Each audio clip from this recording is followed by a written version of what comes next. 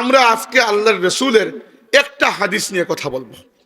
আমাদের আজকের আলোচ্য বিষয় হবে এটা, খাবার পানি, একটা হাদিস। রাসূলুল্লাহ সাল্লাল্লাহু আলাইহি ওয়াসাল্লামের এই হাদিসটি রয়েছে সহিহ মুসলিম কিতাবের মধ্যে এবং সুনানে ইবনে মাজাহ আরো বিভিন্ন কিতাবের মধ্যে। আমাদের দৈনন্দিন জীবনে কোনো কাজ করার নিয়ত করলে অথবা কখনো কোনো একটা বড় টার্গেট সামনে রেখে আমরা যদি এগুতে চাই, কোন কোন পদক্ষেপ নিয়ে এগুবো, কিভাবে আমাদের জীবনের কাজগুলোকে বাস্তবায়ন করব, আল্লাহর রাসূল আমাদেরকে এই হাদিসের মধ্যে সেটি শিখিয়ে দিয়েছেন। আমি এটাকে বলেছি যে 5 স্টেপস অফ ম্যানেজমেন্ট, ব্যবস্থাপনার 5টি ধাপ। ম্যানেজমেন্টের উপর আমরা অনেক কোর্স করি যে অফিস কিভাবে ম্যানেজ করতে হয়, ব্যবসা কিভাবে ম্যানেজ করতে হয়। আল্লাহর রাসূল আমাদেরকে ম্যানেজমেন্ট শিখিয়ে গেছেন। প্রথমত হাদিসের অংশ পড়ে পড়ে আমি আপনাদের সামনে আলোচনা করব। রাসূলুল্লাহ সাল্লাল্লাহু আলাইহি ওয়াসাল্লাম বলেছেন, প্রথমত শুনুন, আল মুমিনুল কাউইয়্যু খায়রুন ওয়া আহাব্বু ইলাল্লাহি মিনাল মুমিনিদ দাঈফ ওয়া ফি কুল্লিন খায়র। আল্লাহর নবী সাল্লাল্লাহু আলাইহি ওয়াসাল্লাম বলেছেন, প্রথম কথা হচ্ছে একজন দুর্বল মুমিনের চাইতে একজন শক্তিশালী মুমিন আল্লাহর কাছে প্রিয় এবং অধিক পছন্দনীয়। ওয়া ফি কুল্লিন খায়র, তবে সবল হোক দুর্বল হোক প্রত্যেক মুমিনের মধ্যে আল্লাহ কিছু কল্যাণ রেখেছেন। কি বুঝলাম? বুঝলাম এটা যে আল্লাহ তাবারাকা ওয়া তাআলার কাছে মুমিনের দাম শক্তির উপর, মুমিনের দাম ইমানের উপর, তার দৃঢ়তার উপর, মুমিনের দাম ইসলামের উপর, তার মজবুতির উপর। একজন মানুষের ইমান যদি এত নড়বড়া হয় যে এখান থেকে ওইখানে যাইতেই আপনার ইমান নড়ে যায়, আর একটা ঘটনা হইল জীবনে ইমান নড়ে যায়। একজনকে পেলাম, আল্লাহর কাছে দোয়া করেছিলেন দুনিয়াবি একটা বিষয় পাওয়ার জন্য, আল্লাহ দেন নাই, তিনি ইমান হারা হয়ে গেছেন। যদি আপনার ইমান এত দুর্বল থাকে, দরকার নাই আপনার ইসলামের। আল্লাহ নবী কি বলেছেন? আল মুমিনুল কাউইয়্যু খায়রুন ওয়া আহাব্বু ইলাল্লাহি মিনাল মুমিনিদ দাঈফ। দুর্বল মুমিনের চাইতে সবল মুমিন আল্লাহর কাছে পছন্দনীয়। এবার আমাকে বলুন, এই অংশের ব্যাখ্যা যদি আমি এভাবে করি যে প্রত্যেকটা মানুষের মধ্যে আল্লাহ কিছু পটেনশিয়াল, কিছু যোগ্যতা রেখেছেন। আমাদের প্রয়োজন হচ্ছে আমাদের নিজের শক্তিকে পরিচয় করা। আমাকে বলুন, প্রত্যেক মানুষ কি একটা ক্ষেত্রে পারদর্শী হতে পারবে? না। আপনি যদি দ্বীনের খেদমত করেন, ইসলামের খেদমত, অথবা আপনি যদি রুজি রুটির তালাশে যান, প্রত্যেকটা জায়গায় দেখবেন প্রত্যেকটা মানুষের চিন্তা চেতনা এবং যোগ্যতা আলাদা। দুনিয়াবী ক্ষেত্রে দেখুন, কেউ লেখাপড়ায় খুব ভালো হয়, কেউ আবার লেখাপড়ায় এত ভালো হয় না, কিন্তু চলনসই বুদ্ধি তার খুব বেশি। কারোর মধ্যে বিজনেস সেন্স থাকে, কিন্তু কেউ অনেক শিক্ষিত, কিন্তু আপনি 1 লক্ষ টাকা তাকে দিলে ব্যবসায় খাটানোর জন্য, লস ছাড়া লাভ করতে পারবে না, কারণ বিজনেস সেন্স নাই। কেউ সারাদিন অফিসের মধ্যে বসে বসে খটর খটর কম্পিউটার করতে পারে, কারো বিরক্ত লাগবে, এই কাজ সে করতে পারবে না, সে অন্য কোনো চ্যালেঞ্জিং কাজ করতে পারবে। এভাবে দ্বীনি খেদমতের মধ্যে দেখুন, আল্লাহর নবীর সাহাবীরা সবাই কিন্তু এক কাজে পারদর্শী ছিলেন না। আল্লাহর রাসূল প্রত্যেক ফুলকে তার নিজের রং এবং সুগন্ধি অনুযায়ী কাজে লাগিয়েছেন। আল্লাহর রাসূলের বাগানে সব ধরনের গোলাপ ছিল, গোলাপের মধ্যেও বিভিন্ন কালার আছে। এমনকি পৃথিবীতে রেয়ার একটা কালারের গোলাপ আছে, সেটা হচ্ছে কালো গোলাপ, জাপানে পাওয়া যায়। গোলাপি রঙের গোলাপ আপনারা দেখেছেন, আমি হলুদ রঙের, সাদা রঙের, লাল রঙের, আরো কোন রঙের গোলাপও দেখেছি। একটা গোলাপের বাগানে গিয়েছিলাম সৌদি আরবের দক্ষিণ দিকে একটা এলাকায়, তো নানা রঙের গোলাপ আছে। আমাকে বলুন, কোন গোলাপ থেকে কোন গোলাপের মর্যাদা কি কম নাকি? কিন্তু রং আলাদা। এভাবে আমাদের জীবনে প্রত্যেকটা মানুষের যোগ্যতার পার্থক্য আছে, কিন্তু আল্লাহ নবী কি বলেছেন? ওয়া ফি কুল্লিন খায়র, প্রত্যেক মুমিনের মধ্যে আল্লাহ কোনো না কোনো কল্যাণ রেখেছেন। আপনার আমার দায়িত্ব হচ্ছে আমাদের জীবনের এই শক্তিকে খুঁজে বের করা। একটা উদাহরণ দিলে বুঝতে পারবেন। উদাহরণ কি? আমি যদি আপনাকে জিজ্ঞেস করি যে আল্লাহর রাসূলের সাহাবীদের মধ্যে অথবা পুরো ইসলামের ইতিহাসের মধ্যে সবচেয়ে বড় বীর সাহাবী, সবচেয়ে বড় যোদ্ধা সাহাবী কে ছিলেন? আপনি নিশ্চয়ই এক বাক্যে বলবেন খালিদ ইবনে ওয়ালিদ। খালিদ ইবনে ওয়ালিদ শুধু ইসলামের ইতিহাসে নয়, দুনিয়ার ইতিহাসের সেরা সেনাপতিদের মধ্যে একজন, সন্দেহ তো নাই। তিনি কখনো কোনো যুদ্ধে পরাজিত হন নাই। স্বয়ং আল্লাহ তাবারাকা ওয়া তাআলা ফেরেশতা জিবরাইল পাঠিয়ে তার নবীকে জানিয়ে দিয়েছেন, হে আমার নবী, আপনার সাহাবী খালিদকে আল্লাহ রাব্বুল আলামিন সাইফুম মিন সুয়ুফিল্লাহ, আল্লাহর তরবারিগুলোর মধ্যে একটা তরবারি হিসাবে আখ্যায়িত করেছেন। সুবহানাল্লাহ। খালিদ ইবনে ওয়ালিদের শক্তি কি? তার তরবারি। তার তরবারি নিয়ে তিনি কি ইসলামের কম খেদমত করেছেন? আল্লাহর রাসূলের সময় তিনি ইসলাম কবুল করার পরে প্রথমে মুক্তার যুদ্ধ করেছেন, এরপরে বাকি যুদ্ধগুলোতে শরীক হয়েছেন। খলিফা আবু বকর সিদ্দিক রাদিয়াল্লাহু আনহুর সময় পারস্য সাম্রাজ্যের সাথে যুদ্ধ, রোমান সাম্রাজ্যের সাথে যুদ্ধ, আর সবচেয়ে বড় বন্ড নবীদের বিরুদ্ধে এবং মুরতাদদের বিরুদ্ধে রিদ্দার যুদ্ধ, বিশেষ করে ইয়ামামার যুদ্ধে, আজনাজাইনের যুদ্ধে খালিদ ইবনে ওয়ালিদ যে বীরত্ব প্রদর্শন করেছেন, ইসলামের ইতিহাসে খালিদ ইবনে ওয়ালিদের মতো আর কোনো বীর নাই। এটা তো স্বীকার করেন।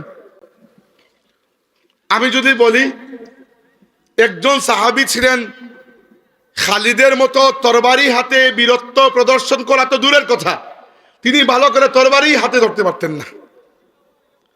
অথচ খালিদের ভয়ে কাফিররা যেরকম থরথর করে কাঁপতো, ওই সাহাবী তিনি ভালো করে তরবারিটা হাতে ধরতে পারতেন না। ভালো যোদ্ধা হওয়া তো দূরের কথা, তিনি তরবারিটাও ঠিক মতো ধরতে পারতেন না। সেই সাহাবীর ভয়েও কাফিররা থরথর করে কাঁপতো। তার নাম হচ্ছে হাসান ইবনে সাবিত। নাম হাসান ইবনে সাবিত। খালিদ ইবনে ওয়ালিদের শক্তি ছিল তার তরবারি, হাসান ইবনে সাবিতের শক্তি ছিল তার কবিতা। প্রত্যেক যুগের নবীকে, সেই যুগের সর্বোচ্চ ইলমকে চ্যালেঞ্জ করার মতো মুআজিজা আল্লাহ দান করেন। মুসা আলাইহিস সালামের যুগে সবচেয়ে বড় ইলম ছিল জাদুবিদ্যা। আল্লাহ তাকে এমন মুআজিজা দান করেছেন, লাঠি হাত থেকে ফেললে সাপ হয়ে যেত। ফেরাউনের দরবারে ফেরাউনের জাদুকররা যখন হাত থেকে দড়ি দিয়ে সাপ বানিয়ে মানুষকে দান্দা লাগিয়েছে, মুসা আলাইহিস সালামকে আল্লাহ কি বলেছেন, যে তোমার লাঠি ফেলে দেখো, তোমার লাঠির তুড়ে এদের সাপের, এদের ওই জাদুর কোনো ভ্যালু থাকবে না। মুসা আলাইহিস সালাম লাঠি ফেলেছেন, ওই লাঠি সাপ হয়ে জাদুকরদের সব সাপগুলোকে গিলে খেয়েছে। নবী ঈসা আলাইহিস সালামের যুগে সবচেয়ে বড় ইলম ছিল চিকিৎসা বিদ্যা। আর নবী ঈসা আলাইহিস সালামকে আল্লাহ এমন মুআজিজা দিয়েছেন, ইন্নী আখলুকু মিনাত তাইরি কাহাইআতিত তাইরি ফাআনফুকু ফীহি ফায়াকুনু তাইরান বিইজনিল্লাহ। ঈসা আলাইহিস সালাম বলেছেন যে আমার মুআজিজা হচ্ছে আমি মাটির দিয়ে পাখি বানাই, ফু দেই, আল্লাহর হুকুমে জিন্দা হয়ে পাখি উড়ে যায়। কোন ডাক্তার মৃতকে জীবন দিতে পারবে? আরেকটা মুআজিজা কি, ওয়া উহিল মাউতা বিইজনিল্লাহ, আল্লাহর হুকুমে তিনি মুর্দাকে জিন্দা করতে পারতেন। কবরের পাশে গিয়ে যদি বলতেন কুম বিইজনিল্লাহ, কবর থেকে মুর্দা উঠে এসে তাকে সালাম দিয়ে আবার কবরে চলে যেত। আমাদের নবী সাল্লাল্লাহু আলাইহি সাল্লামের সময় সবচেয়ে বড় ইলম ছিল সাহিত্য, কবিতা, কথা শিল্প। এবং সেই যুগে কবিতার মাধ্যমে একে অন্যকে আঘাত করা হতো, কবিতার মাধ্যমে একে অন্যকে ডিফেন্ড করা হতো। আরবদের নানা রকমের কবিতা ছিল, কিছু প্রেমের কবিতা, কিছু বীরত্বের কবিতা, কিছু পূর্বপুরুষের বড়ত্ব বয়ান করার কবিতা। আরবদের একটা বিশেষ কবিতা ছিল, এক ধরনের কবিতা, ওইটাকে বলা হতো আল হিজা। আল হিজা হচ্ছে সেই কবিতা যার মাধ্যমে অন্যকে আঘাত করা হয়, অন্যকে গালিগালাজ, অন্যকে বদনাম করা, অন্যকে অসম্মান করা হয়। হাসান ইবনে সাবিত রাদিয়াল্লাহু আনহু সেই কবিতায় খুব পারদর্শী ছিলেন ইসলাম কবুল করার আগে। কিন্তু যখন তিনি ইসলাম কবুল করেছেন, আল্লাহর নবী সাল্লাল্লাহু আলাইহি ওয়াসাল্লামের সোহবতে হাসানের কবিতার ধার ইসলামের উপর থেকে সরে গিয়ে কাফিরদের মাথার দিকে ফিরে গেছে। আর যখনই ইসলামের উপর কোনো আঘাত এসেছে, যেভাবে তরবারি হাতে মাঠে ময়দানে আল্লাহর দ্বীনকে পাহারা দিয়েছেন মহাবীর খালিদ ইবনে ওয়ালিদ, সেভাবে মিম্বরের উপরে উঠে নিজের কবিতার মাধ্যমে কথা শিল্পের মাধ্যমে আল্লাহর দ্বীনকে, আল্লাহর নবীর ইজ্জত হুরমতকে পাহারা দিয়েছেন মহাবীর হাসান ইবনে সাবিত রাদিয়াল্লাহু আনহু। তিনি যখন কবিতা পড়তেন ইসলামের পক্ষে কাফিরদেরকে জবাব দিয়ে, আল্লাহর নবী যখন পাশাপাশি দোয়া করতেন, আল্লাহুম্মা আইয়িদহু বিরূহিল কুদুস, আল্লাহ হাসানকে তুমি জিবরাইলের মাধ্যমে সাহায্য করো। হাফিজ ইবনুল কাইয়িম রাহিমাহুল্লাহ এই হাদিসের ব্যাখ্যায় বলেছেন যে এখান থেকে আমরা বুঝতে পারি আজকের দিন পর্যন্ত, কিয়ামত পর্যন্ত আল্লাহর নবী সাল্লাল্লাহু আলাইহি ওয়াসাল্লামের উপর বা ইসলামের উপর কেউ যদি আঘাত করে আর আপনি যদি এর জবাব দেন, তাহলে আপনাকেও জিবরাইল ফেরেশতা আপনাকে সাহায্য করে। হাসান ইবনে সাবিত রাদিয়াল্লাহু আনহু খালিদ ইবনে ওয়ালিদের চাইতে কম ছিলেন না, তরবারি হাতে নয়, বরং খন্দকের যুদ্ধের সময় হাসান রাদিয়াল্লাহু আনহু আল্লাহর নবী সাল্লাল্লাহু আলাইহি ওয়াসাল্লামকে বলেছেন, ইয়া রাসূলুল্লাহ, আমাকে মহিলাদের সাথে পিছনেই রেখে যান, আমার তরবারি ধরতেই পারি না, আমি ভয় লাগে। এটা তার কাপুরুষতা নয়। কাপুরুষ যদি তিনি হতেন তাহলে কি কাফিরদেরকে এরকম জবাব দিতে পারতেন না। কিন্তু আল্লাহ প্রত্যেকটা মানুষকে এক কোয়ালিটি দেন না, এইটা আমাদেরকে জীবনের ক্ষেত্রেও বুঝতে হবে। আপনার জীবনের, আপনার ঘরের 3 ভাইয়ের মধ্যে প্রত্যেক ভাইয়ের কোয়ালিটি সেম হবে না, প্রত্যেক ভাই লেখায় পড়ায় সমান হবে না, শরীর স্বাস্থ্যে সমান হবে না, প্রত্যেক ভাইয়ের কাজের ক্ষেত্র আলাদা হবে, হয়তো বাসস্থান ও ভবিষ্যতে আলাদা হবে। এর মানে এই নয় যে ভাইদের মধ্যে সম্পর্ক নাই, বরং আল্লাহ প্রত্যেকটা গোলাপকে ভিন্ন ভিন্ন রং দিয়েছে। আপনার জীবনটাকেও আপনি এভাবে যদি চিন্তা করেন আর হতাশ হবেন না। অমুক বিদেশে চলে গেল, আমি পারলাম না, অমুক ব্যবসা করলো, আমি পারলাম না, অমুক পরীক্ষায় A+ পেয়ে গেল, আমি পারলাম না। বাংলাদেশের মানুষ মাঝে মধ্যে, বাচ্চারা এত ফালতু কাজ করে, পরীক্ষায় A+ পায় না, এই জন্য সুইসাইড করে ফেলেছে। মেয়েদের মধ্যে এগুলোর প্রবণতা একটু বেশিই থাকে। কি জন্য? A+ পরীক্ষার ওই একটা সার্টিফিকেট কি আপনার পুরো জীবন গড়ে দেবে? মানুষের পরিশ্রম, আল্লাইসা লিল ইনসানি ইল্লা মা সাআ, আল্লাহ বলেছেন চেষ্টা ব্যতীত আদম সন্তানের জন্য কিছুই হাসিল হয় না। যে ব্যক্তি চেষ্টা করে আল্লাহ রাব্বুল আলামিন তাকে দ্বীনি ক্ষেত্রে এবং দুনিয়াবি জাগতিক ক্ষেত্রেও আল্লাহ সাহায্য করেন, ওই মানুষটি সফল হয়। তাহলে আমরা ম্যানেজমেন্টের প্রথম জিনিসটা শিখলাম যে know or search your potential, তোমার নিজের যোগ্যতাকে পরিচয় করো, তোমার ফিল্ড কোনটা। যদি দ্বীনি খেদমতও করতে হয়, ইসলামের খেদমত করা মানে কি খালি ওয়াজ করা না, ইসলামের খেদমত করা। এর মধ্যে কেউ ইমামতি করেন, মসজিদের খতিব হন, কেউ মুয়াজ্জিন হন, কেউ কারি সাহেব হন, কেউ মাদ্রাসার মুহাদ্দিস হন, কেউ মাঠে ময়দানে ওয়াজ করেন, কেউ মিডিয়াতে, কেউ ইসলামী রাজনীতি করেন, কেউ আরো অনেক কিছু করেন। এগুলা সবই কি আল্লাহর দ্বীনের খেদমত নয়? কেউ আবার সামাজিক কর্ম করেন, কারো ঘর বানিয়ে দেন, কারো ডিপ টিউবওয়েল করে দেন, গিঠে দেন, কারো জীবন উপকরণের ব্যবস্থা করে দেন, একজন মানুষের খাওয়ার পয়সা নাই, তাকে একটা রিক্সা জোগাড় করে দেন। এগুলা কি আল্লাহর দ্বীনের খেদমত নয়? তো আল্লাহর দ্বীনের খেদমত মানে খালি ওয়াজ করা নয়। হ্যাঁ, ওয়াজ যে একটু পপুলার হয় এটা ঠিক আছে, তাই না? যেমন কত আলিম, বাকি বাইরের বাদ দিলাম, ফুলতুলি সাহেব রহমতুল্লাহ আলাইহির এই কাফেলার মধ্যে কত বড় বড় আলিম রয়েছেন, যাদের পায়ের সামনে বসে পড়ার যোগ্যতা আমার হয় নাই, কিন্তু আমি হয়ে গেছি ভাইরাল, কিছু করার নাই, এখন মিডিয়ার যুগ হয়ে গেছি। কিন্তু এর মানে এই নয় যে আমি খুব বড় আলিম। অনেক বড় বড় আলিম আছেন যাদের সামনে আমি কিছুই নয়, তাই বলে কি তাদের খেদমত নয়? তাদের খেদমত তো আরো বড় খেদমত। আপনারা একবার চিন্তা করে দেখুন, ফুলতুলি সাহেব রহমতুল্লাহ আলাইহির দারুল কিরাত, আল্লাহর দ্বীনের কত বড় খেদমত ছিল। তিনি দারুল কিরাতে ইলমে কিরাতের খেদমত করেছেন। কেউ আবার 40 বছর, 50 বছর, 60 বছর আল্লাহর নবীর হাদিসের খেদমত করেছেন। ইমাম আবু হানিফা রহমতুল্লাহ আলাইহি তিনি হাদিস বর্ণনা করার চাইতে ওই হাদিসের উপর গবেষণা করে মাসলা মাসাইল ইস্তিমবাত করতে বেশি আগ্রহী ছিলেন। এই জন্য আল্লাহ তাকে ইমামে আজম, ইলমে ফিকহ, ইলমে শরীয়তের ইমামে আজম বানিয়ে দিয়েছেন।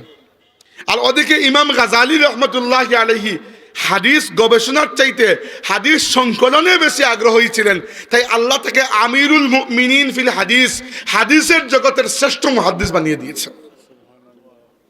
তাই ইমাম বুখারী চাইলেই ইমাম আবু হানিফা হতে পারতেন না, আর ইমাম আবু হানিফা চাইলেই ইমাম বুখারী হতে পারতেন না। আল্লাহ প্রত্যেককে দিয়ে আলাদা আলাদা খেদমত আদায় করে দেন। আমরা প্রথম কি শিখলাম এই হাদিস থেকে? যে আল্লাহর নবী বলেছেন, আল মুমিনুল কওয়িয়্যু খায়রুন ওয়া আহাব্বু ইলাল্লাহি মিনাল মুমিনিদ দাঈফ ওয়া ফি কুল্লিন খায়র। একজন দুর্বল মুমিনের চাইতে একজন সবল মুমিন আল্লাহর কাছে প্রিয় নাকি অপ্রিয়? প্রিয়। তাই প্রত্যেকেই সবলতা অর্জন করার চেষ্টা করবেন। আমার তরুণ ভাইদেরকে না লাগবে না, আমার তরুণ ভাইদেরকে আমি উদ্দেশ্য করে বলছি, জীবনের আল্লাহ যদি হায়াত দেন, দীর্ঘ সময় সামনে পড়ে আছে, এখন থেকে ফিক্স করুন জীবনে কি করবেন এবং দ্রুত সেটি করার চেষ্টা করুন। হায়াত ধীরে ধীরে কমে যাচ্ছে।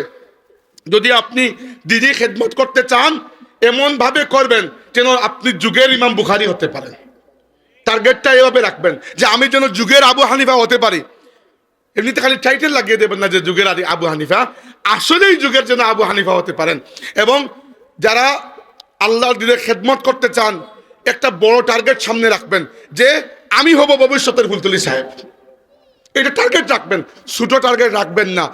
দুর্বল মুমিন এমন মুমিন যে মুমিন সিচুয়েশন পরিবর্তন হইলে ইমান পরিবর্তন হয়ে যায়, ওই টাইপের মুমিনের ভ্যালু আল্লাহর কাছে কম, বরং সেই মুমিনের দাম বেশি যে অনেক জট জাটকা, বালা মুসিবত, ইমতিহান, ইবতিলা, ফিতনা, পরীক্ষার মধ্যেও তার ইমানকে বহাল রাখতে পারে। আর এর থেকে আমাদের দৈনন্দিন জীবনেরও শিক্ষা আছে। আমি একটা টার্গেট করলাম যে জীবনে এটা হাসিল করব, হালাল জিনিস, সামনে গিয়ে একটু মুসিবত আসলো, আমি ফিরে আসলাম। হুসাইন রাদিয়াল্লাহু আনহু যখন মদিনা শরীফ থেকে বের হলেন, ইরাকের কুফায় যাবেন, রাস্তায় খবর আসলো যে কুফার মানুষ আপনাকে যেভাবে সাহায্য করবে বলেছে, সেভাবে সাহায্য করার সম্ভাবনা নাই, এরা পেছনে সরে যাবে। আপনার চাচাতো ভাই মুসলিম ইবনে আকিলকে কুফার মানুষ সহযোগিতা করতে পারে নাই, এজিদের বাহিনী তাকে অলরেডি হত্যা করেছে, অতএব আপনি পরিবার পরিজন নিয়ে যাবেন না। তখন হুসাইন রাদিয়াল্লাহু আনহু কি করেছেন? একবার আগে একবার পিছে। হুসাইন বলেছেন, ইন্নী আস্তাখিরুকাল্লাহ ফানজুর মা তাকুন। আমি ইস্তেখারা করেছি আল্লাহর সাথে, এবার যা হবে দেখা যাবে। জীবনে যেটা টার্গেট করবেন, টার্গেটের পেছনে ছুটবেন। অতএব সবচেয়ে জরুরি হচ্ছে নিজের শক্তিকে পরিচয় করা, দিনী এবং দুনিয়াবি উভয় ক্ষেত্রে। দিনী এবং এমনকি ইবাদত বন্দেগীর ক্ষেত্রেও সব মানুষের মিজাজ সেম হয় না। আপনি অনেক মানুষকে দেখবেন যে খুব বেশি নফল নামাজ আদায় করেন, আরো কাউকে দেখবেন খুব বেশি রোজার দিকে খুব বেশি তার যুগ, প্রচুর নফল রোজা রাখেন। এমন মানুষকে পাবেন যিনি কোরআন শরীফ অধিক তিলাওয়াত করেন, যদিও নফল রোজা এত বেশি রাখেন না, কিন্তু কোরআন অধিক তিলাওয়াত করেন। পাবেন না এরকম? কারণ এগুলো মিজাজের উপরে ডিপেন্ড করে। আপনার জীবনের দিনী এবং দুনিয়াবি, আর দিনী দুনিয়াবির মধ্যে কোনো পার্থক্য নাই, ইসলামের সবই দিনী। তাই আপনার জাগতিক জীবনের ব্যাপারে হোক অথবা দিনের খেদমতের ব্যাপারে হোক, আপনি সবলতা অর্জন করতে হবে। দুর্বল মেনমেনা গরুর কোনো দাম নাই, আর মেনমেন করে দুনিয়াতে কোনো পরিবর্তনও আসে না। দুনিয়াতে পরিবর্তন আসে খালিদ ইবনে ওয়ালিদের তরবারির মাধ্যমে, হাসান ইবনে সাবিতের কসিদার মাধ্যমে। এরপরে প্রথম শিখলাম আমরা নিজের শক্তিকে পরিচয় করতে হবে। বলেছিলাম 5 পয়েন্টস অফ ম্যানেজমেন্ট, ব্যবস্থাপনার 5টা পয়েন্ট। প্রথম পয়েন্ট কি? নিজের শক্তিকে পরিচয় করতে হবে। 2 নম্বর, আল্লাহ নবী সাল্লাল্লাহু আলাইহি ওয়াসাল্লাম বলেছেন, ইহরিস আলা মা ইয়ানফাউক, যে বিষয়টি তোমাকে কল্যাণ দেবে সেই বিষয়টি হাসিল করার জন্য সর্বোচ্চ চেষ্টা করো। ঘরে বসে থাকলে দুনিয়াতে কিছুই হাসিল হয় না ভাইয়েরা। এখানে একটা নুকতা আপনাদেরকে বোঝাচ্ছি, একটু গভীর খেয়াল করে শুনবেন। আল্লাহর কাছে আমরা সাহায্য চাই, চাই না? সাহায্য কয় ধরনের হতে পারে? 2 ধরনের। এক ধরনের সাহায্য হচ্ছে নুসরা, আরেক ধরনের সাহায্য হচ্ছে ইস্তিআনা। নুসরা হচ্ছে কোনো কিছু না করে আল্লাহর কাছে সাহায্য চাওয়া। এটাও মাঝে মধ্যে কাজে লাগে। যেমন ধরেন আপনি সাগরের মধ্যে, আল্লাহ মাফ করুক, যাচ্ছেন, জাহাজ অ্যাক্সিডেন্ট হয়েছে, ওই সাগরের পানির মধ্যে আপনার কিছু করার আছে? যত সাঁতার কাটবেন আর আরো ডুববেন, শরীর থেকে শক্তি নিঃশ্বাস হবে, পরে কি হাইড্রোফোবিয়া না কি জানি হবে, মারা যাবে। হাইপোথার্মিয়া, হাইড্রোফোবিয়া বলতেছে, যাই হোক। তো ওই সময় আপনার কিছু করার নাই। আরেকটা হচ্ছে ইস্তিআনা। ইস্তিআনা মানে হচ্ছে আপনি পদক্ষেপ নিলেন, এরপরে আল্লাহর কাছে সাহায্য চাইলেন, এটা হচ্ছে সুন্নত। এই জন্য আমরা আল্লাহকে কি বলি? ইয়াকা নাবুদু ওয়া ইয়াকা নাস্তাইন, আমরা তোমারই ইবাদত করি এবং তোমারই কাছে সাহায্য চাই।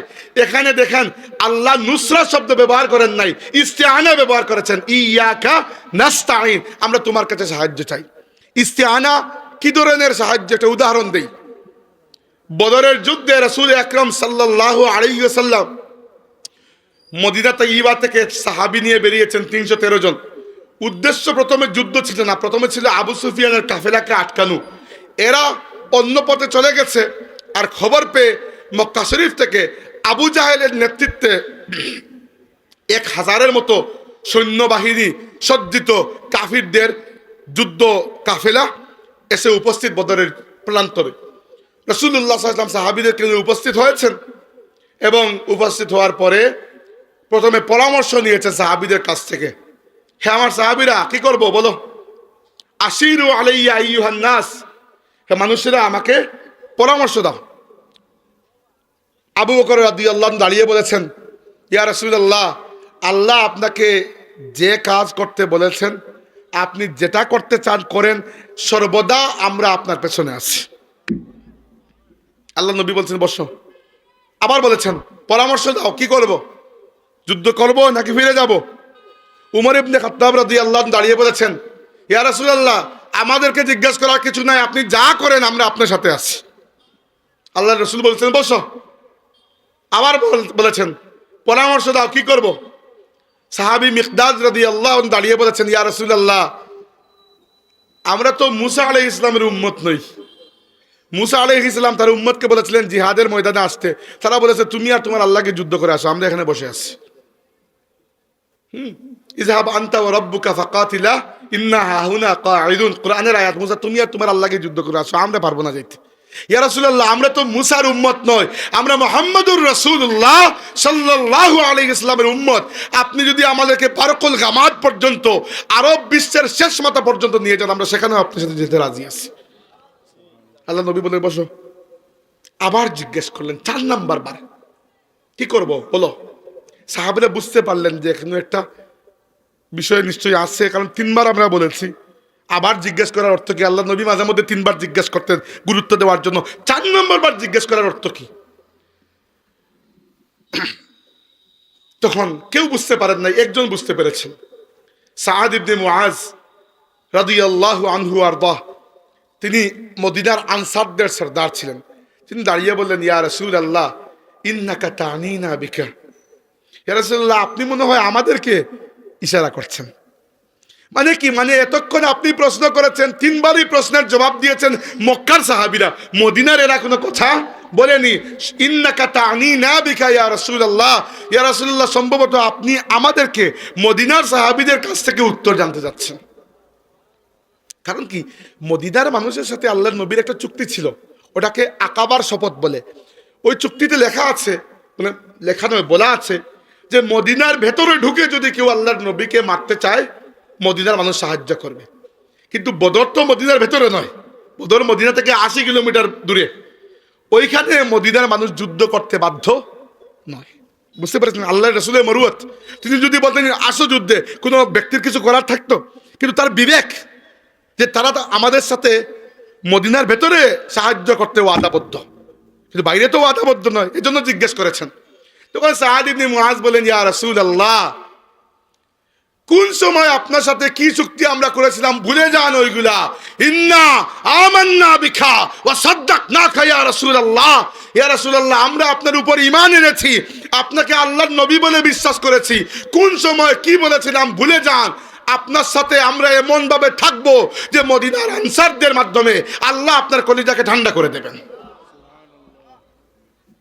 দেখেন আল্লাহর রাসূলের ব্যবস্থাপনা, পরামর্শের মাধ্যমে যে কোনো কাজ করা।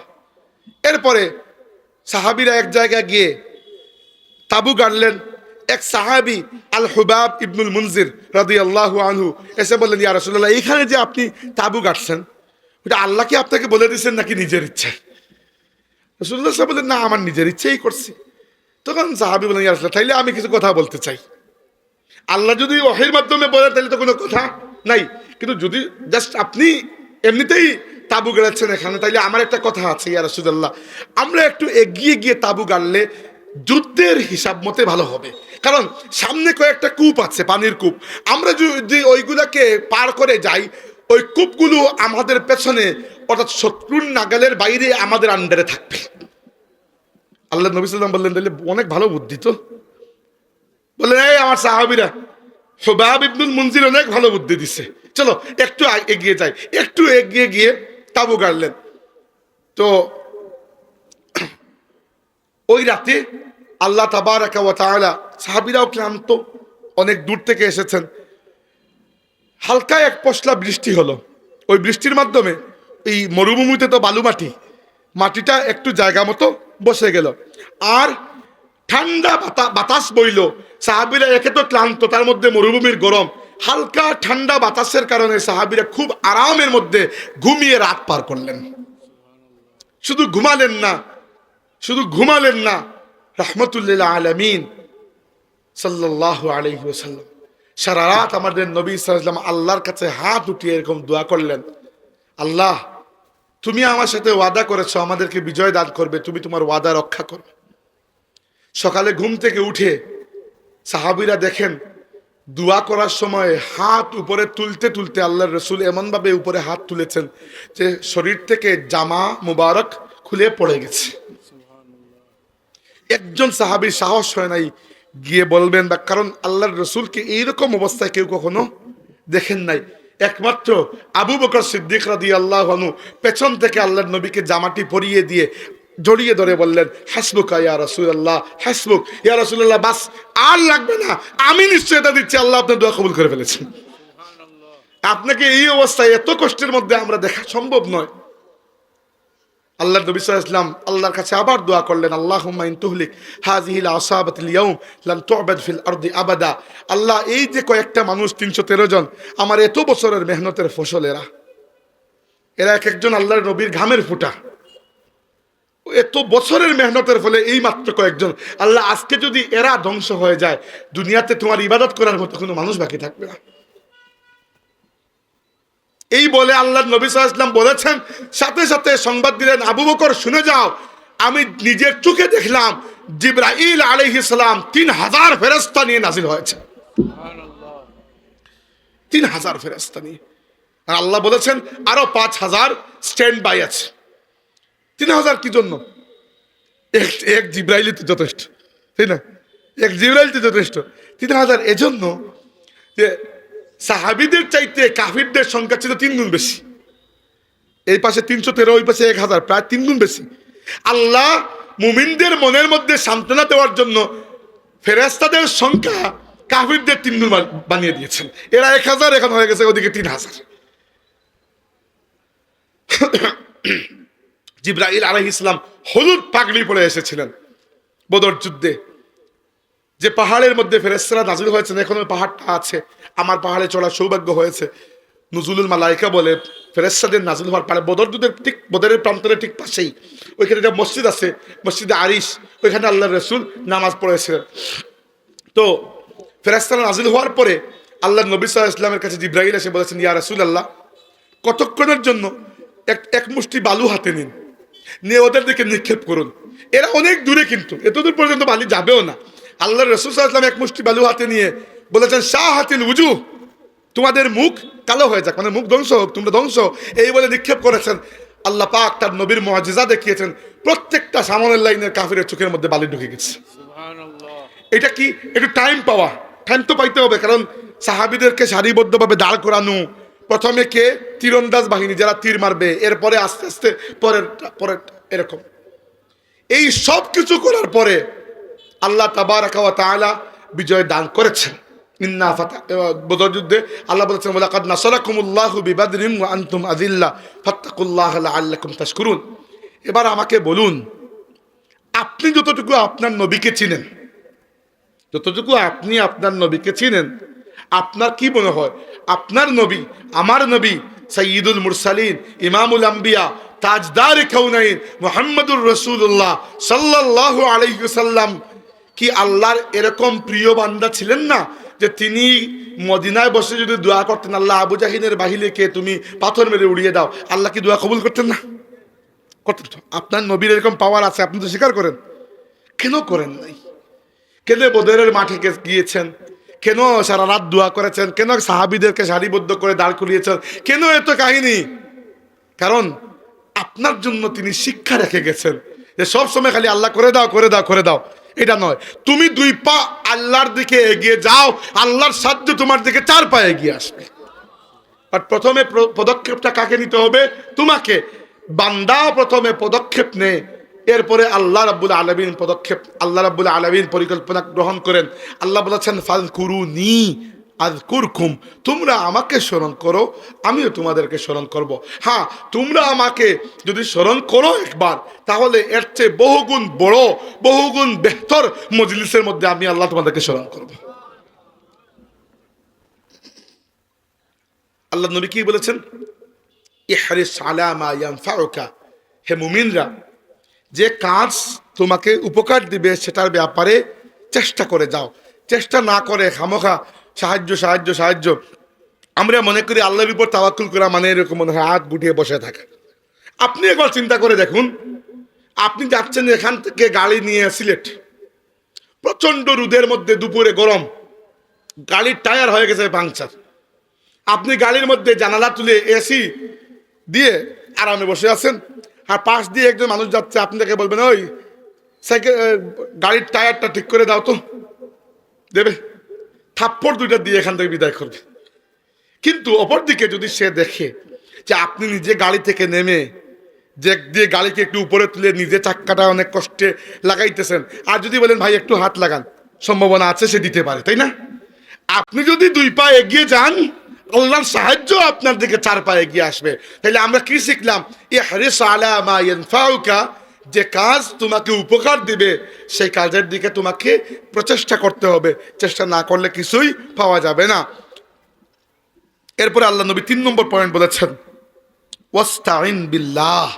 আমি অলরেডি বলে ফেলেছি এটা, ওয়াস্তাইন বিল্লাহ। 3 নম্বর পয়েন্ট হচ্ছে আল্লাহর কাছে সাহায্য চাইবে। এখানে একটা কথা বলার আছে, আমি যদি 1 পা এগিয়ে যাই, আল্লাহর সাহায্য 2 পা এগিয়ে আসবে, এটা নিশ্চিত, আল্লাহ নবী বলেছেন। কিন্তু আমার কাজের উপর আমার আস্থা নয়, আমার কাজের উপর আমার ভরসা নয়, আমার ভরসা আল্লাহর সাহায্যের উপরে। এইটা ইমানের দাবি। আপনি সর্বোচ্চ দিয়ে লেখাপড়া করবেন, কিন্তু পরীক্ষার রেজাল্টের জন্য নিজের লেখাপড়ার উপর বেটাগিরি না করে আল্লাহর সাহায্যের উপর আস্থা রাখবেন। আল্লাহ রাব্বুল আলামিন আপনার ইমানটাকে রক্ষা করবেন, রেজাল্ট তো ইনশাল্লাহ রক্ষা হয়ে যাবে। বুঝতে পেরেছেন বিষয়টা? অতএব এইটা মুমিনের জীবনের একটা ইমানি মাসলা। তাহলে আমরা কি শিখলাম? প্রথমে নিজের শক্তিকে পরিচয় করতে হবে যে আমার ফিল কোনটা। 2 নম্বরে চেষ্টা করতে হবে, যেটা আপনাকে উপকার দিবে সেক্ষেত্রে চেষ্টা করতে হবে। সারাদিন দোকানের শাটার বন্ধ করে রাখলেন, পরে বললেন হায় রে বিক্রি তো হয় না, কেমনি বিক্রি হবে? তাই যে কাজই করেন, আমি অনেককে দেখেছি, যে এটা হাদিসের তর্জমা নয়, আমি এমনি আমার নিজের কথা বলছি, প্র্যাকটিক্যাল একটা উদাহরণ। আমাদের দেশের তরুণরা বিদেশ যাওয়ার জন্য খুবই আগ্রহী। চিৎকারই করছি না, আমি নিজেই বিদেশে থাকি। এবার বিদেশ যাওয়ার জন্য সবচেয়ে ভালো পদ্ধতি হচ্ছে লিগাল পথে যাওয়া। বাংলাদেশের মানুষ কি কারণে আল্লাহ জানে বেশিরভাগই ইলিগাল পথে যাইতে চান, আর গিয়ে এত বড় বড় বিপদের মধ্যে পড়েন, আল্লাহু আকবার, সীমা নাই। আমি ইউরোপের বিভিন্ন জায়গায় যাই, আপনারা হয়তো যারা আমাকে অনলাইনে দেখেন মাঝে মধ্যে, যে ফুলতলি সাহেবের খেদমত অনেক জায়গায় ইউরোপে ছড়ানো আছে। আমি থাকি জার্মানিতে, কিন্তু Italy, France, Spain, Portugal, Switzerland বিভিন্ন দেশে আমার সফর করা লাগে। মাঝে মধ্যে মসজিদের মাহফিল, দারুল কিরাতের মাহফিল, মূলত এই দুইটাই, মসজিদ অথবা দারুল কিরাত। মাঝে মধ্যে মিলাদুন্নবী মাহফিলও থাকে।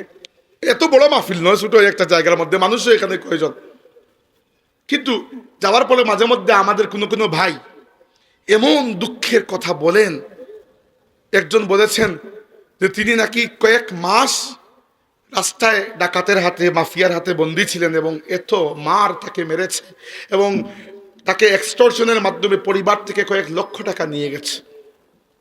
তিনি এমনভাবে কেঁদে কেঁদে বলেছেন আমার কাছে, তিনি বলেছেন যে ভাই, যে বেঁচে ফিরে এসেছি এটাই আল্লাহর অনেক বড় নিয়ামত। তো এজন্য দয়া করে বিদেশে যাইতে চান যান, কিন্তু আল্লাহর ওয়াস্তে লিগাল পথে যাবেন। লিগাল পথে খরচও কম, লিগাল পথে আপনার কোনো টেনশনও নাই। বুক ফুলিয়ে যাবেন, বুক ফুলিয়ে আসবেন। বাংলাদেশের মানুষ খামোখাই ইলিগাল পথে যাইতে চায়। আমাদের মানুষের অদ্ভুত অদ্ভুত অভ্যাস, আমরা কাজ করতে লজ্জাবোধ করি, ভিক্ষা করতে লজ্জাবোধ করি না। বাংলাদেশে দেখবেন যে ভিক্ষুক তিনি মাশাআল্লাহ খুব এটা আত্মবিশ্বাসের সাথে ভিক্ষা চেয়েছেন, কিন্তু কাজ করতে তো দুনিয়ার লজ্জা। ঠিক উল্টা হয়ে গেছি আমরা। অথচ আমাদের নবী সাল্লাল্লাহু আলাইহি ওয়াসাল্লাম বলেছেন, ইন্না নাবিয়াল্লাহি দাউদ আলাইহিস সালাম লা ইয়াকুলু ইল্লা বিআমালি ইয়াদিহি। আল্লাহর নবী দাউদ আলাইহিস সালাম নবী প্লাস একজন বাদশা তিনি ছিলেন, কিন্তু জীবনে কখনো নিজের হাতে রুজি না করে একটা লুকমা খাবারও তিনি খান নাই। নিজের হাতে রুজি করার এইরকম ইসলামের দাম। তলাবু কাসবুল হালালি ফারিদাতুন বাদাল ফারিদা আও কামা ক্বালা। আল্লাহর ফরজগুলো, নামাজ রোজা এগুলো আদায় করার পরে একজন মানুষের উপর বড় ফরজ হচ্ছে হালাল রিজিক তালাশ করা। তাই ইহরিস আলা মা ইয়ানফাউকা, যে কাজ আপনাকে সাফল্য দেবে, উপকার দেবে, এর জন্য চেষ্টা করুন। কিন্তু চেষ্টার উপর আপনার আস্থা নয়, আস্থা কিসের উপর? আল্লাহর সাহায্যের উপর। তাই আল্লাহ নবী 3 নম্বর পয়েন্ট বলেছেন, ওয়াস্তাইন বিল্লাহ, সাহায্য চাইবে কার কাছে?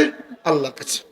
এমন কি আরেকটা বিষয় মনে রাখবেন, যে আমরা মাঝে মধ্যে তদবির করি না, এতে চাকরির ব্যবস্থার জন্য এমপি সাহেব, মন্ত্রী সাহেব, এটা সেটা। তো আমার এক উস্তাদ বলেছিলেন বড় সুন্দর কথা, যে তদবির সর্বোচ্চ 2 বার করা উচিত, এর বেশি করা উচিত নয়। একবার আপনি কাউকে বললেন যে একটু দেখেন আমাকে একটা চাকরি দিতে পারেন কিনা, আমার যোগ্যতা আছে হয়তো। দ্বিতীয়বার যদি উনি দেখেন অনেকদিন কোনো রেসপন্স নাই, আপনি একবার স্মরণ করিয়ে দিতে পারেন। এর বেশি দিলে মনে হবে আপনার আল্লাহর উপর মনে হয় কোনো ভরসা নাই। সুন্দর লেগেছে কথাটি আমার কাছে। তিনি তার তাকওয়ার লেভেল থেকে বলেছেন, এত তাকওয়া হয়তো আমাদের মধ্যে নাই, কিন্তু কথাটি সুন্দর এই জন্য যে শেষ পর্যন্ত আপনার রিজিকের মালিক কে? আল্লাহ। বাইরে স্বীকার করুন আর না করুন, এটা সত্যি। আর যখন আপনি এই জিনিসটা বুঝতে পারবেন, জীবন থেকে 80% দুশ্চিন্তা এমনিতেই দূর হয়ে যাবে। সবচেয়ে বড় টেনশন কি? রিজিকের টেনশন, তো তাই না? এত লেখাপড়া, বিদেশ যাওয়া, কষ্ট করা, শ্রম দেওয়া, কিসের জন্য? পেটের জন্য। যখন বুঝতে পারবেন সে শেষ পর্যন্ত রিজিক ততটুকুই আপনি অর্জন করবেন যতটুকু আল্লাহ আপনার জন্য লিখে রেখেছেন, এর বেশিও না, এর কমও না। হ্যাঁ, আপনার কাজের মাধ্যমে এইগুলা হালাল পথে আসলেও নাকি হারাম পথে, সৎ পথে আসলো নাকি অসৎ পথে, মানুষকে ঠকালেন কি ঠকালেন না, সহজ পথে আসলো নাকি কঠিন পথে, এইটা নির্ধারিত হবে। কিন্তু রিজিক কি পরিমাণ দুনিয়াতে আপনি কনজিউম করবেন, আল্লাহ আপনার জন্মের আগে আপনার তকদিরের মধ্যে লিখে দিয়েছেন। তাই এত দুশ্চিন্তা করার কিছু নাই। ইহরিস আলা মা ইয়ানফাউকা, ট্রাই হার্ড, চেষ্টা করুন। ওয়াস্তাইন বিল্লাহ, তবে ভরসা রাখুন আল্লাহর সাহায্যের উপরে। বুঝতে পেরেছেন? 3 নম্বর পয়েন্ট। 4 নম্বর পয়েন্ট আল্লাহ নবী কি বলেছেন? বলেছেন ওয়ালা তাজিজ, হাল ছেড়ে দিও না, অলসতা করো না।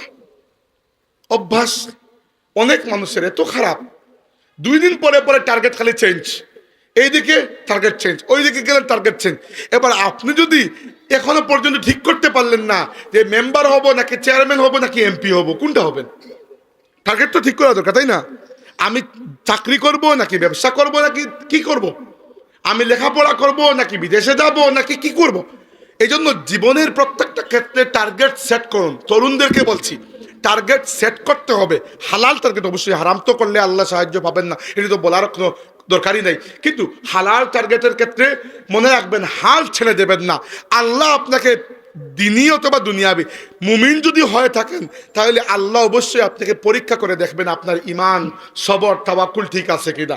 এবার একটা পরীক্ষা আসলো, আপনি ছেড়ে দিলেন, ওইদিকে গেলেন, আর একটা পরীক্ষা আসলো, ছেড়ে দিলেন। এইভাবে করে জীবনে সফল হতে পারবেন না। মনে রাখবেন, হাল ছেড়ে দেওয়া এটা সাহাবীদের মধ্যে ছিল না। সাহাবীদের মধ্যে হাল ছেড়ে দেওয়া ছিল না।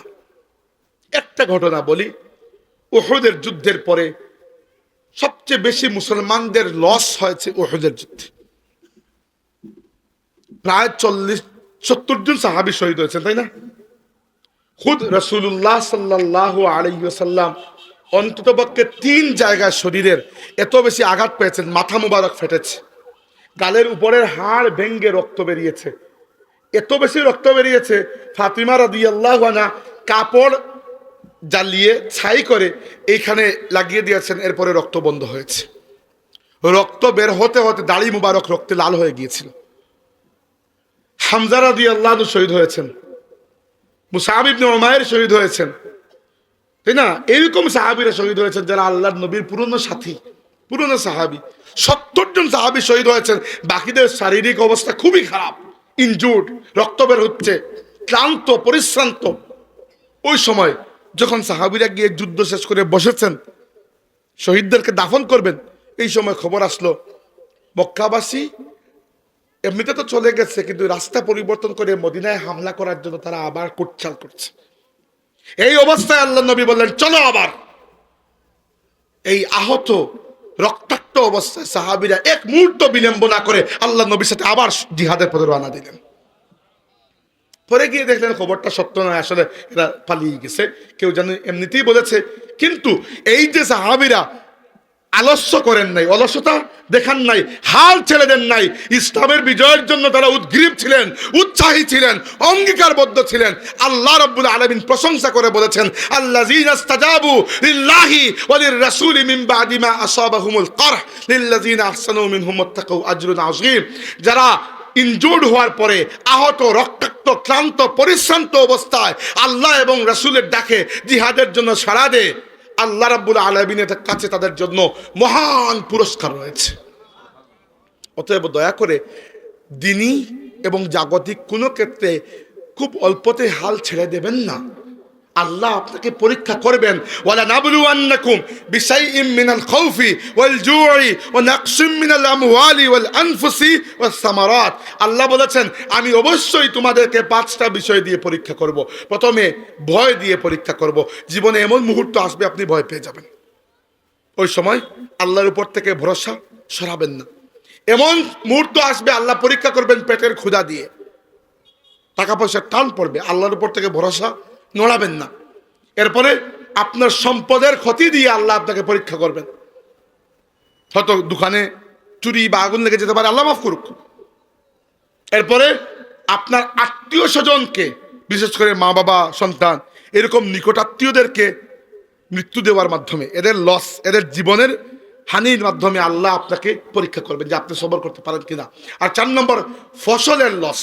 ফসলের লস বলতে একটা অর্থ হতে পারে যে আপনি ফসল ফলিয়েছেন, কিছুই হয় নাই, অথবা হতে পারে আরেকটা অর্থ যে আপনি অনেক চেষ্টা চরিত্র করেছেন কিছু করার জন্য, সেটা হয় নাই। এটাও তো এটা ফসলের লস, তাই না?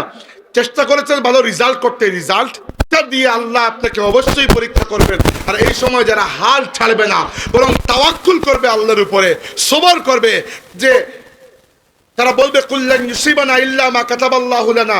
আল্লাহ বলেছেন, হে নবী বলে দিন, যত মুসিবত আছে সবই আল্লাহর পক্ষ থেকে আগে থেকে লিখা, অন্য কিছু আসবে না। অতএব যারা সবর করবে, আল্লাহ বলেছেন ওয়াবাশশিরিস সাবিরিন, সবরকারী, ধৈর্য ধারণকারীদের জন্য সুসংবাদ। আল্লাযীনা ইযা আসাবাতহুম মুসিবাতুন ক্বালু ইন্না লিল্লাহি ওয়া ইন্না ইলাইহি রাজিউন। যাদের উপর মুসিবত আসলে তারা হাহাকার করে না, সবর হারায় না, আল্লাহর উপর বদ ধারণা করে না, বরং তারা বলে ইন্না লিল্লাহি ওয়া ইন্না ইলাইহি রাজিউন। তাহলে জীবনের কোনো ক্ষেত্রে হাল ছেড়ে দেওয়া যাবে না। যদি আপনি শক্ত হাতে কিছু ধরে রাখেন ভাই, এক সময় হাসিল হবেই হবে।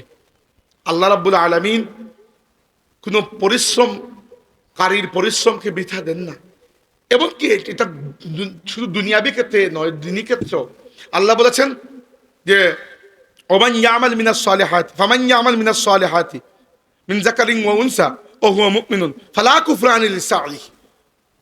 আল্লাহ বলেছেন, কোন মুমিন, পুরুষ হোক বা নারী হোক, কিন্তু ভালো কাজ যদি করে আর সে যদি মুমিন হয়ে থাকে, তার কোনো একটা কাজকেও আল্লাহ বিফলে বৃথা যেতে দেবেন না। দুনিয়াতে না হোক, কিয়ামতের ময়দানে আল্লাহ তাকে এই পুরস্কারটা দিয়ে দেবেন। তাহলে হাল ছাড়া যাবে না। লাস্ট পয়েন্ট বলে বক্তৃতা শেষ করব, আর 5 মিনিট। লাস্টের পয়েন্টটা হচ্ছে ওয়া ইন আসাবাকা শাইউন ফালা তাকুল লাউ আন্নী ফাআলতু কাযা ওয়া কাযা ওয়ালাকিন কুল কদ্দারাল্লাহু মা শাআ ফাআলা ফাইন্নাল লাউ তাফতাহু আমাল আশ-শাইতান। এটা 5 নম্বর পয়েন্ট। 5 নাম্বার পয়েন্ট হচ্ছে আপনি নিজের শক্তিকেও পরিচয় করলেন, চেষ্টাও করলেন, আল্লাহর কাছে সাহায্য চাইলেন, অলসতা করলেন না, হাল ছেড়ে দিলেন না, তবুও রেজাল্ট আসলো না। এত তো হইতে তো পারে, তাই না? অনেক ভালো লেখাপড়া করেছেন, ভালো পরীক্ষা দিয়েছেন, পরীক্ষা করে হয়তো মাথা খারাপ ছিল, বা ওই রাতে হয়তো বউয়ের সাথে ঝগড়া লেগেছিল, তার রাগ বেরিয়ে গেছে আপনার খাতার উপর দিয়ে, হইতে তো পারে। ভাগ্য। অনেক ক্ষেত্রে আপনার জীবনের ক্ষতি হতে পারে, আল্লাহ মাফ করুক। হয়তো দেখা যেতে পারে কোন পাশের মার্কেটে শর্ট সার্কিট লেগে আগুন লেগে খামোকা আপনার দোকানটা পুড়ে গেছে, আল্লাহ মাফ করুক, হতে তো পারে। এই সময় আল্লাহ নবী বলেছেন কি, ফাইন আসাবাকা শাইউন, এরপরেও যদি কোনো মুসিবত আসে, এই সব কিছু করার পরেও, ফালা তাকুল লাউ আন্নী ফাআলতু কাযা ওয়া কাযা, কোন সময় এটা বলবে না যে যদি আমি এটা করতাম এটি হতো, যদি ওটা করতাম না ওটা হতো না, এটা বলবে না। বরং বলবে কাদ্দারাল্লাহু মা শাআ ফাআল, আল্লাহর তাকদীর, আল্লাহ যা লিখে দিয়েছেন তাই হয়েছে। কেননা ফা ইন্না লাউ তাফতাহু আমালাশ শাইতান, কারণ যদি যদি যদি এই যদি শব্দটি শয়তানের দরজা খুলে দেয়। কত সুন্দর কথা, চিন্তা করে দেখুন একবার। আল্লাহ রাসূল কি বলেছেন আপনাকে? আপনার নিজের শক্তিকে, শক্তিশালী মুমিন আল্লাহর কাছে প্রিয়, তাই নিজের শক্তিকে পরিচয় করা দরকার। আপনার শক্তি কোন জায়গায়, শক্তি অর্জন করা দরকার। 2 নাম্বার আপনি চেষ্টা করবেন। 3 নাম্বার আল্লাহর উপর ভরসা করবেন। 4 নাম্বার হাল ছেড়ে দেবেন না। এরপরেও তো হতে পারে ভাগ্যের মধ্যে, তকদিরের মধ্যে লেখা যে আপনি ফেল হবেন। জীবনের ক্ষেত্রে লেখাপড়া হোক, কাজ কাম হোক, ব্যবসা বাণিজ্য হোক, দিনী খেদমত হোক, যে কোনো কাজ, অনেক মেহনত করেছেন এবং এক্সিট পুলে মনে হচ্ছে যে আপনি এবার এমপি হয়ে যাবেন, কিন্তু তবুও পরবর্তীতে দেখা গেছে আপনি 450 ভোটের জন্য ফেল করে ফেলেছেন। কি করবেন? মাঝে মধ্যে হয় এরকম, তাই না?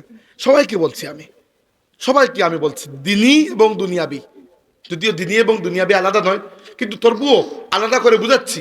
কোনো ক্ষেত্রে হতে পারে আপনার তাকদীরের মধ্যে আল্লাহ ফেইলিয়র, ব্যর্থতা লিখে রেখেছেন। অতএব যত চেষ্টা করুন, দোয়া করুন, হয়তো ব্যর্থতা আসবে। এই সময় কোনো অবস্থাতেই এটা বলবেন না যে হায় হায় যদি এই কাজ না করে ওই কাজ করতাম, তাইলে এইটা না হয় ওইটা হতো, এটা বলবেন না। বলবেন কদ্দার আল্লাহ, আল্লাহ যা লিখে রেখেছেন, আল্লাহ যা চেয়েছেন সেটাই হয়েছে। কারণ যদি যদি করা, প্রাথমিকভাবে যদি যদি আপনি করবেন সমস্যা নাই, কিন্তু এইরকম বারবার যদি যদি করা, এটা শয়তানের রাস্তাকে খুলে দেয়, তাকদীরের উপর থেকে আপনার বিশ্বাসকে সরিয়ে নেবে। তাই তাকদীরের উপর বিশ্বাস, তাকদীর আমাদের ইমানের একটা অবিচ্ছেদ্য অংশ কিনা। আমানতু বিল্লাহি ওয়া মালাইকাতিহি ওয়া কুতুবিহি ওয়া রুসুলিহি ওয়াল ইয়াউমিল আখিরি ওয়াল কদরি খাইরিহি ওয়া শাররিহি মিনাল্লাহি তাআলা। আমরা ঈমান আনি তাকদীরের উপর, তাকদীরের ভালোটাও আল্লাহর পক্ষ থেকে, মন্দটাও আল্লাহর পক্ষ থেকে। অতএব আল্লাহ নবী বলেছেন যদি যদি করবেন না, যদি এটি করতাম ওটি হতো। আল্লাহ আপনার তাকদীরে আগে থেকেই লিখে রেখেছেন আপনি কি করবেন, কি হবে। কিন্তু যেহেতু আপনি তাকদীরে কি লিখেছেন জানেন না, তাই আপনি চেষ্টা করবেন। হ্যাঁ, কোনো মানুষ এরকম হতে পারে, একজন এসে বললেন ইয়া রাসূলুল্লাহ, আল্লাহ যদি তাকদীরে লিখিয়ে রাখেন যে আমি জান্নাতি না জাহান্নামী, তাহলে আর আমি আমল করে কি লাভ? আল্লাহ রাসূল বললেন তাহলে কি রেখেছেন আল্লাহ বলো তো, বলতে পারবেন? আল্লাহ আপনার তাকদীরের উপর আপনার বিচার করবেন না, আল্লাহ আপনার আমলের উপর আপনার বিচার করবেন। তাকদীরে কিছু বিষয় ফিক্সড। আপনার মা বাবা কে হবেন, এবার আপনার মা বাবা যদি খারাপ হয়, কিয়ামতের দিন আল্লাহ আপনাকে জিজ্ঞেস করবেন না যে এই মা বাবা নিচ্ছ কেন, আমি তো নেই, তুমি দিচ্ছ, তাই না? কোন জায়গায় জন্ম, কখন মৃত্যু, কতটুকু রিজিক হাসিল করবেন, কোনো উলামা কেরাম বলেছেন এমনকি বিবাহের বিষয়টাও আল্লাহ তাকদীরে লিখে রেখেছেন, এমনগুলো পরিবর্তন হয় না। কিন্তু বাকি অনেক কিছু পরিবর্তন হয় দুয়ার মাধ্যমে, চেষ্টার মাধ্যমে। আল্লাহ হয়তো এভাবে লিখে রেখেছেন যে আমার বান্দা চেষ্টা করলে আমি তাকে দেবো, আপনি চেষ্টাই করেন নাই, খামোখা তাকদীরের উপর দোষ দিয়ে বসে আছেন। তাকদীরকে ভুল বুঝার কারণে ইসলামে 2টা গুমরাহ পথভ্রষ্ট দল বের হয়েছে। এক দল তাকদীরকে অস্বীকার করত, সম্পূর্ণ তাকদীরকে অস্বীকার করত, এদের নাম ছিল কাদরিয়া। এটা এখন আর নাই, এখন দুনিয়া থেকে চলে গেছে। আরেক দল শুধু তাকদীরের উপর ভরসা করেই বসে থাকতো এবং বলতো আমাদের কোনো দোষ নাই, আমরা গুনাহ করলেও গুনাহটা আল্লাহর, নাউজুবিল্লাহ। এদের নাম ছিল জাবরিয়া। এরা বলতো মানুষ হচ্ছে কাঠের পুতুল। আহলে সুন্নাত ওয়াল জামাতের আকীদা হচ্ছে এর কোনোটাই না। আহলে সুন্নাত ওয়াল জামাতের আকীদা হচ্ছে এ তাকদীরে আল্লাহ কি লিখে রেখেছেন তুমি কি জানো? জানো না। কিন্তু আল্লাহ তো তোমাকে জান্নাতের ওপেন ইনভাইটেশন দিয়েছেন যে ঈমান আনো, নেক কাজ করো, জান্নাতে আসবে। তো এখানে তোমার তাকদীর নিয়ে লাফালাফি করার আর কসলাকসলি করার দরকার কি?